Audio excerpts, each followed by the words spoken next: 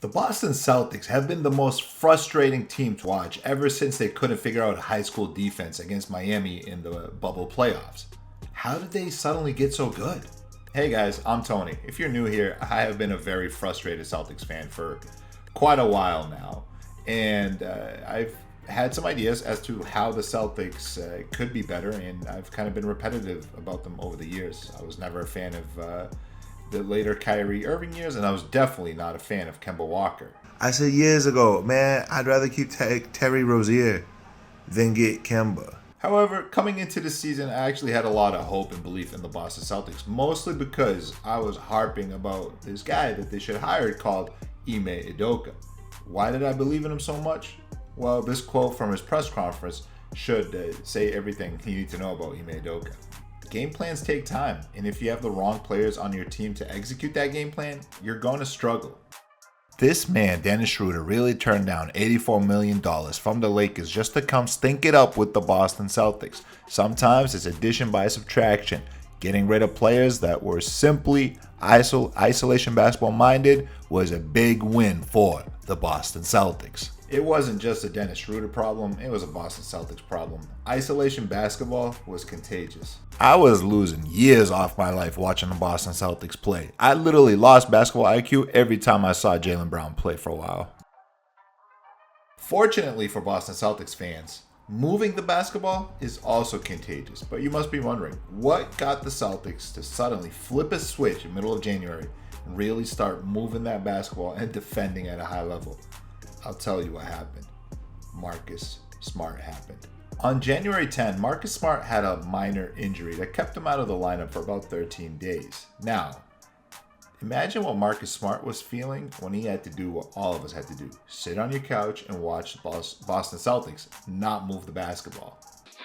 I can only do so much with just standing in the corner. Or how do you feel like you need to help guide that? Only so much I can do without. I can't prove it, but I know for a fact Marcus Smart got just as upset as we have been ever since he returned to the lineup on January 23. Since then, the Boston Celtics have been trending. They've basically been the number one defense. They've been moving the basketball way better ever since. About the group. 8 quick points for KD. Robert Williams saying it with his chest. Kyrie Irving playing in just his 16th game this afternoon. Horford got it. He is the heartbeat of the Celtics team, always making winning plays. And whether it was Marcus Smart's decision to lead by example, or him calling out Jason Tatum and Jaylen Brown to move the ball more, or maybe just trading the right players, getting the right pieces in place, something changed with the Boston Celtics, and they've gotten a lot better.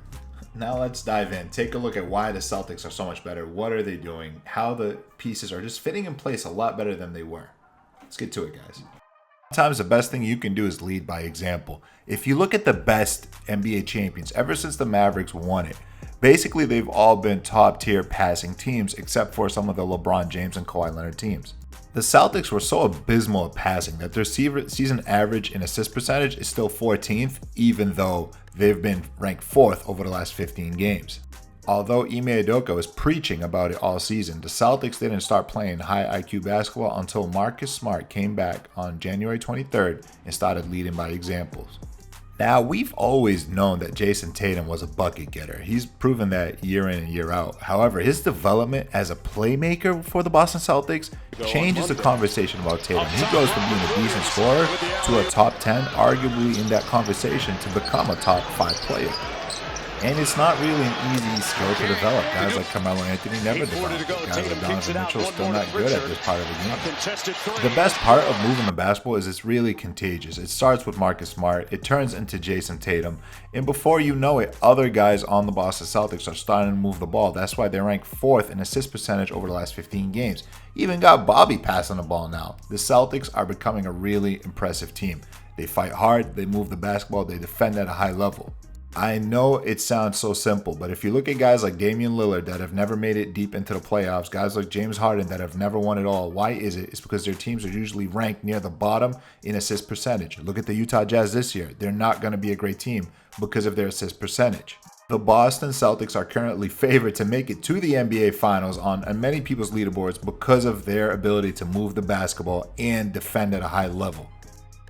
Combine that with the acquisition of Derek White, a very high IQ basketball player coming from the Greg Popovich system, the Celtics are only that much better for it. Having a starting caliber point guard who can also come off the bench is a luxury for the Celtics.